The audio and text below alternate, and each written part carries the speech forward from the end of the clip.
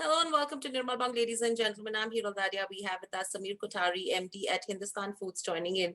Welcome to the show, Samir, and always a pleasure to speak to you and have you on board as well. Thank you so Samir, much. Samir, my first question coming to you is, firstly, with regards to where the thought process behind buying majority stake in Hindustan Food goes, why do such a step? And then you've actually grown the entire contract manufacturing business in this entity, rather continuing with vanity case. Sure. So, Hiral, I always keep saying this to anybody who asks. A lot of the success stories get discounted because people talk about hard work and a bunch of other things. People don't talk about being at the right place at the right time. There's something called serendipity, which is always there. And in case of our acquisition with Hindustan Foods, it was completely serendipity which helped us. Mr. Dempo, who's the chairman of our company, and his family had been engaged with Hindustan Foods since the 80s. It actually started as a joint venture between Glaxo and the Dempo family. But the Dempo family is obviously a very well-to-do and a very large family business functioning out of Goa with a lot of interest in mining.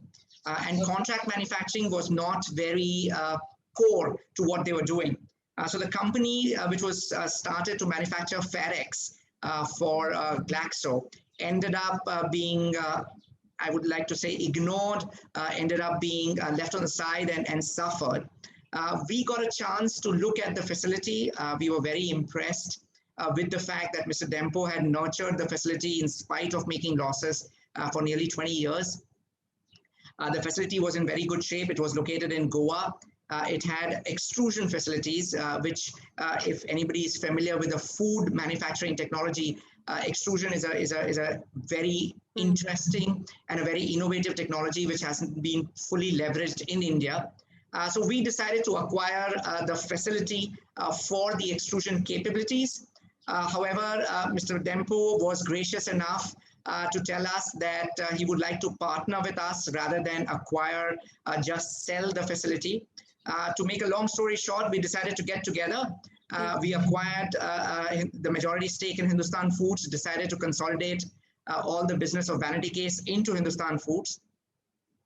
As a shareholders agreement and as a gentleman's agreement with Mr. Dempo, we agreed that all new projects as well as all new businesses will come into Hindustan Foods. And that's probably what you're seeing in the last 5 years. We've been blessed to have some phenomenal growth in Hindustan Foods, which is thanks to Mr. Dempo's vision and hard work of our team. Right.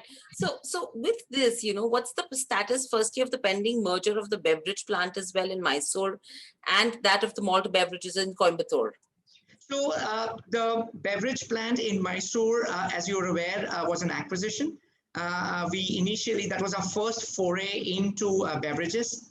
We acquired a part stake in this unit. We decided to experiment in the beverages section, especially with a lot of action happening in the carbonated beverages section. We thought we should definitely have a footprint in this. We acquired some stake. We were quite enthused by the response. Unfortunately, COVID hit immediately afterwards, and we could not leverage the full capability of the site.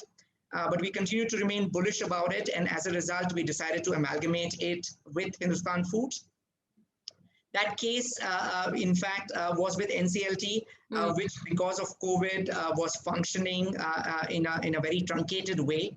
And it was delayed, but I'm happy to say that we actually held our shareholders meeting, the court-mandated shareholders meeting and the creditors meeting just a couple of weeks ago, and the resolutions have been successfully passed. I am hoping that we should be able to amalgamate both the units, the one which is in Coimbatore and the one in Mysuru, by October into Hindustan Foods. Right. And with this, as you mentioned about COVID as well, Samir, how has the impact been if you have to compare it, in terms of the first wave and the second wave? So it's been interesting. I think the first wave came as a complete surprise. Obviously, nobody was prepared. And I don't think the government machinery was prepared to deal with it either.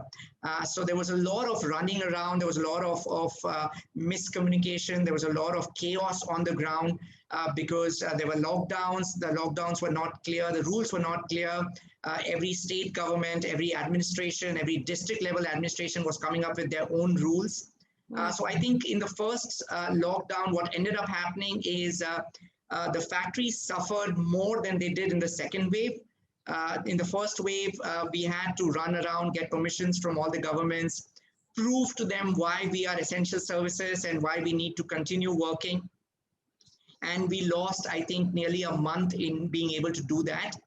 And that was the result. That was why you saw the first wave affecting most of the FMCG companies in a big way. The second wave is different. The second wave is not affected the operations as much. I think the government has gotten its act together. The administration has gotten its act together. The factories themselves have gotten their act together. We've been able to institute a lot of safety procedures in the factory. We've been able to deal with cases. We've been able to do a lot of things which ensured that there was no breakdown in the operations. However, I think the second wave affected the front end of the operations. I think there were localized lockdowns, especially with grocery stores, which were allowed to open only for truncated hours, up to 11 o'clock in some cases up to 4 o'clock. Plus, I think, and that's my personal opinion, Hiral, that I think the second lockdown is a little harder on the economy, primarily because it has affected the rural areas more. And I think that the rural demand has probably gotten affected because of the extent of the spread of COVID in the rural areas.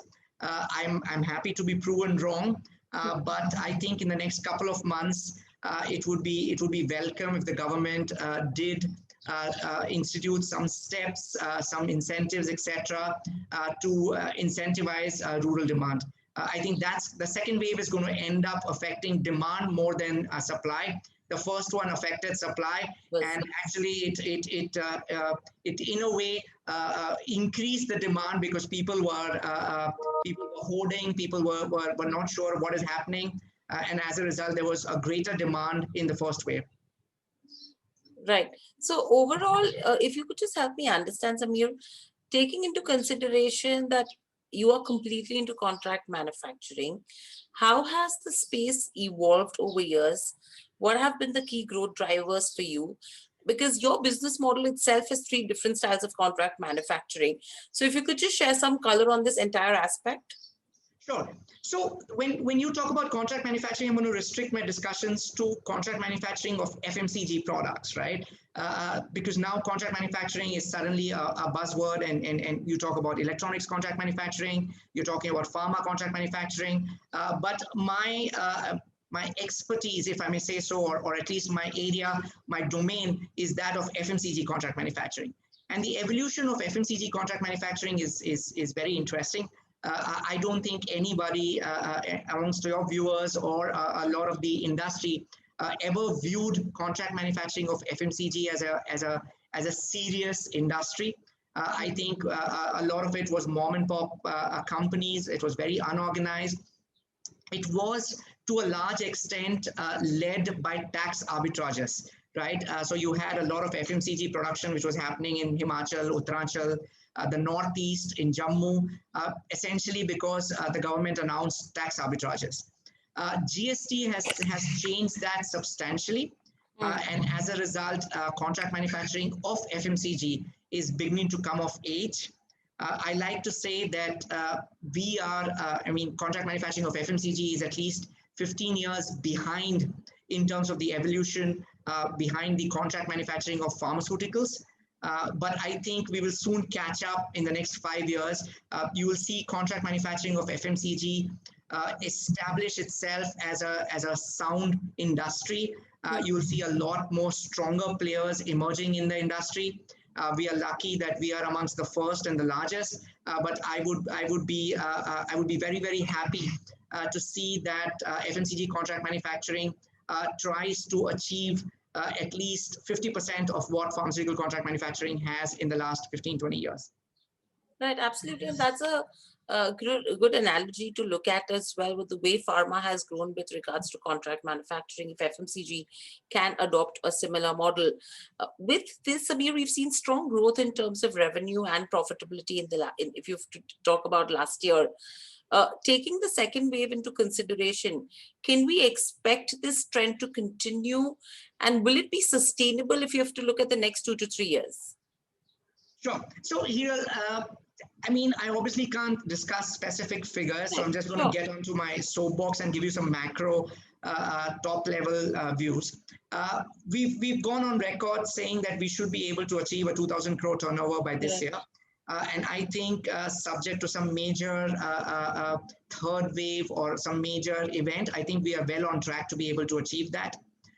In terms of the future beyond that, all I can say is that I think we are in a phase in FMCG contract manufacturing where for the next 2 to 3 years, you'll see some tremendous and disruptive growth.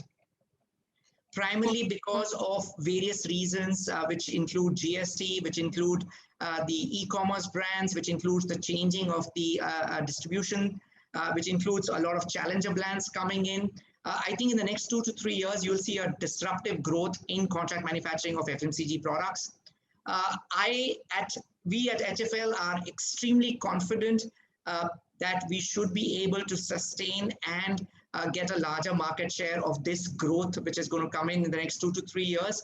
While I'm not in a position to give you any definite numbers, but I'm hopeful that we should be able to grow disproportionate to the market and definitely disproportionate to the FMCG market for the next couple of years. Right. So with this kind of growth, what are the kind of entry barriers that we could see in contract manufacturing space on the consumer side of business? So the contract manufacturing, so the entry barrier to contract manufacturing is the same that is there for contract manufacturing of electronics, what's there for contract manufacturing of pharmaceuticals, and for any other industry, right? We as contract manufacturers are actually service providers. So when you go to a Foxconn or a Winstron, they are a service provider to Apple. Apple is the innovator. Apple is the brand. Apple is the brand creator. Apple is the marketeer. And similarly, our customers, whether it's Unilever, whether it's Reckitt Benckiser, whether it's Imami, whether it's Wipro, these are the guys who actually create the branding. They are the innovators. We basically are service providers to them.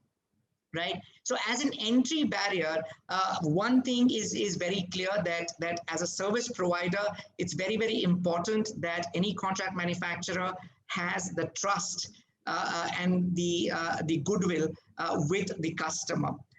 We all know what happened with Winstron a few months ago and how Apple reacted because of that. So as a contract manufacturer, we are in a very delicate situation. Where any kind of a screw up at our end could end up affecting the brand value of our customer. And as a result, while it seems very simple, I mean, I've had forums where people ask me, why don't we get into manufacturing of electronics? And why don't we get into, because obviously electronics contract manufacturing is a theme which is very popular with all your viewers. So a bunch of people ask us, why don't we get into that? But you have to understand that if you screw up as a contract manufacturer, what ends up happening is that the loss is faced by the brand owner. So it's not, the entry barrier is not the lowest price. So I can't go to an Apple and tell them that, listen, while you're manufacturing with Foxconn, I'm ready to manufacture phones for you or assemble phones for you, and I'll do it at 1/10 of the price that Foxconn is charging you. And Apple is probably going to laugh me out of the room. Because that's not what they're going to Foxconn for. So the entry barrier is not the lowest cost. Obviously, costs matter. In any business they do. But would you go to a doctor just because he's cheaper? You would not. You would go to a doctor because you trust him, because you've heard of him. He has some credibility. And that credibility is built, that reputation is built on the basis of your performance and on the basis of your experience. I'm happy to say that at HFL, we've been doing this for nearly 2 decades. We are working with practically all the FMCG companies in the country, and we have a certain amount of credibility which I would like to think is not that easy to surmount. Right. So with this, if you have to see the company's revenue mix, how does it look like right now? Do we see it changing, taking into consideration now that we have even ventured into knitted shoes? And how big a vertical could that be? Sure. So, Hiral, we don't look at revenues by virtue of products. We are actually agnostic as far as the product category is concerned. We are agnostic as far as the customer is concerned. The way we slice and dice our revenues is based on our business model. I know you referred to this in your earlier question, and I somehow didn't get around to it. But we have three business models, like you rightly said. The first one being dedicated factories, where we build factories to suit. So these are factories which have long-term contracts with our customers. They are built with the specifications for our customers, and we envisage that that relationship will continue in that factory for at least a period of 5 to 10 years. That's one business model. The second business model is we have shared facilities. So we set up facilities where we can manufacture competing products, and there any customer can walk in and manufacture something with us. Could be for a small period of time, could be for years, could be for 10,000 pieces, could be for 1,000,000 pieces, and there's no restriction on that, right?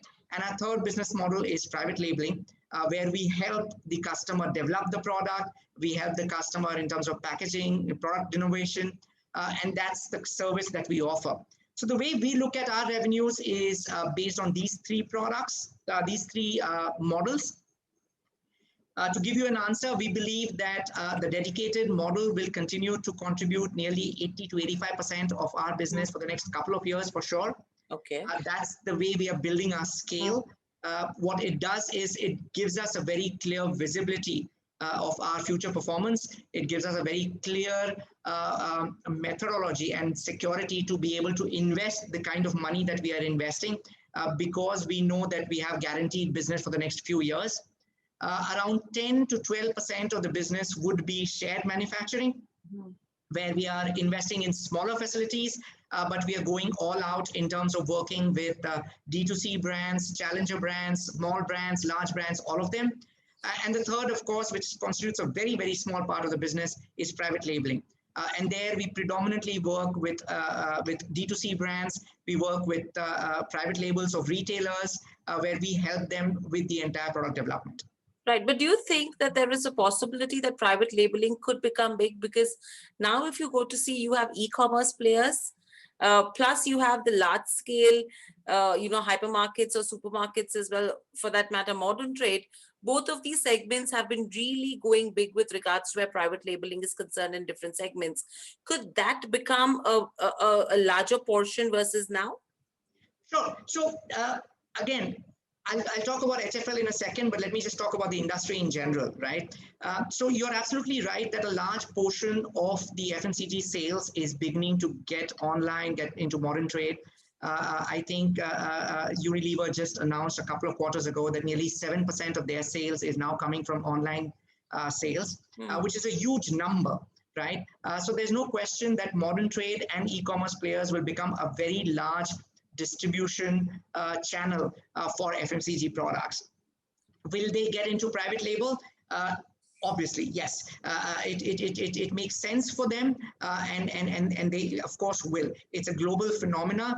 It's happened in the US, it's happened in Europe, and it will happen in India. Will private labels take over the branded business of FMCG companies?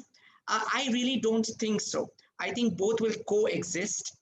Private labels have their own space and branded players have their own space. There are certain product categories where private labels can do better, and there are certain product categories where the branded players will do better.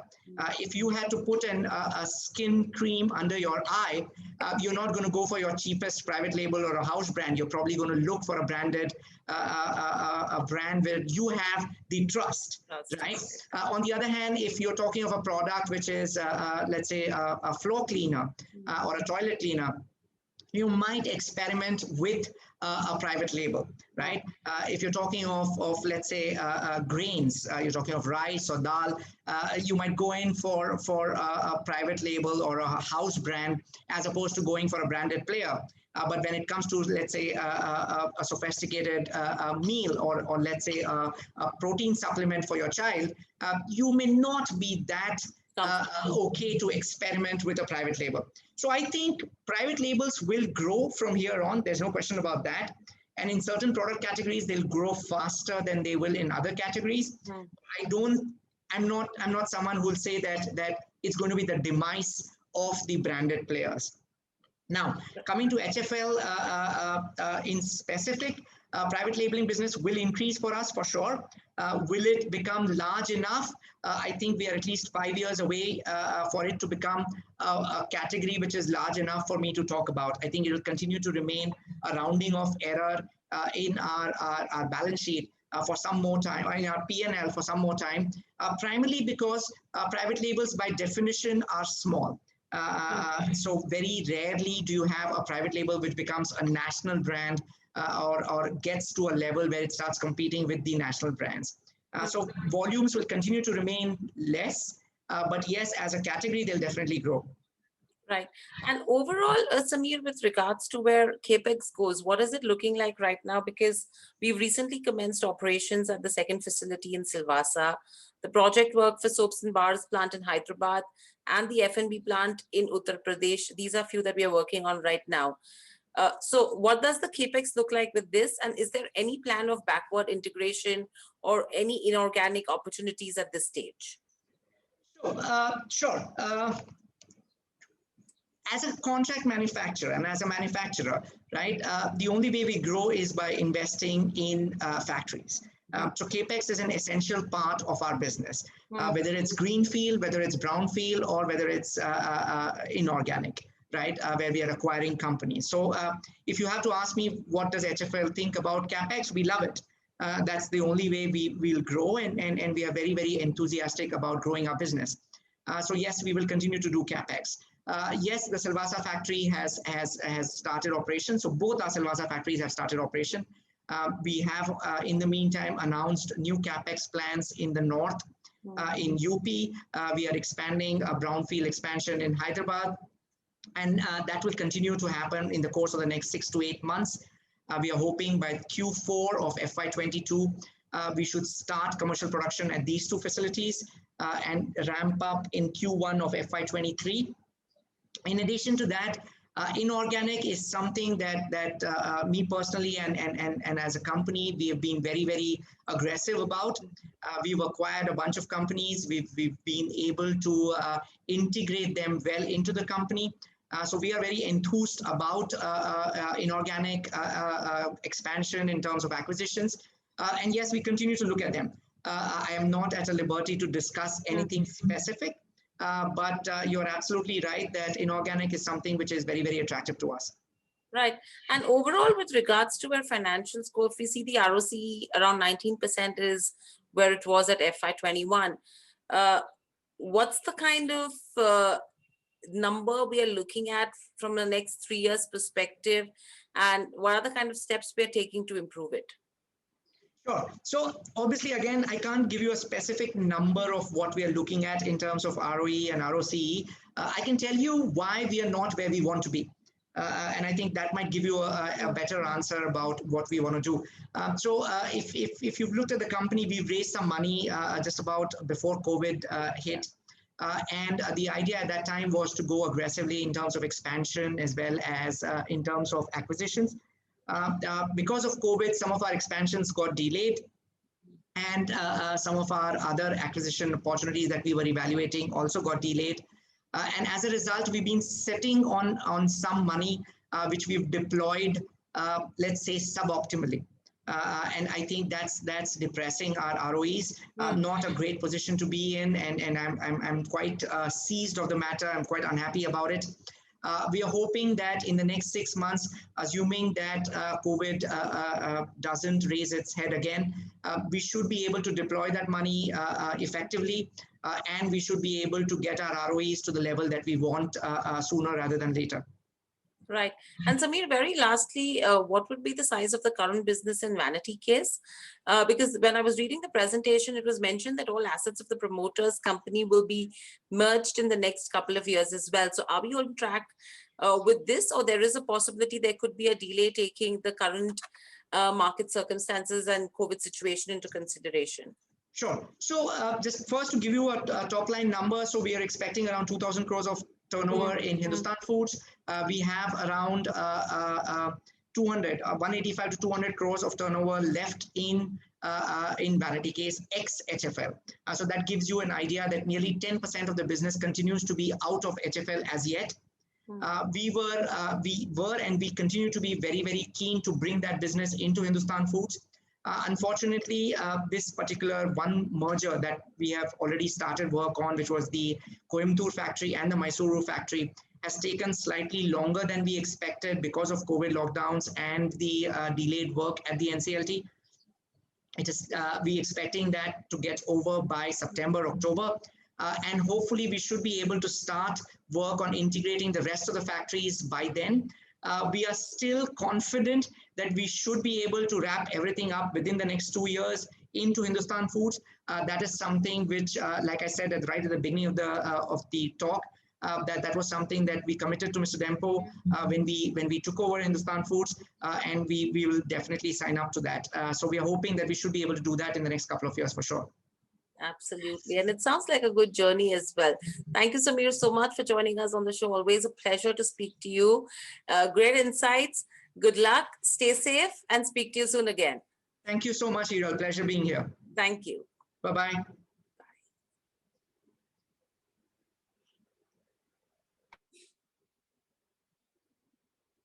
Subscribe to our YouTube channel for in-depth interviews of India Inc. and press the bell icon so that you do not miss our updates.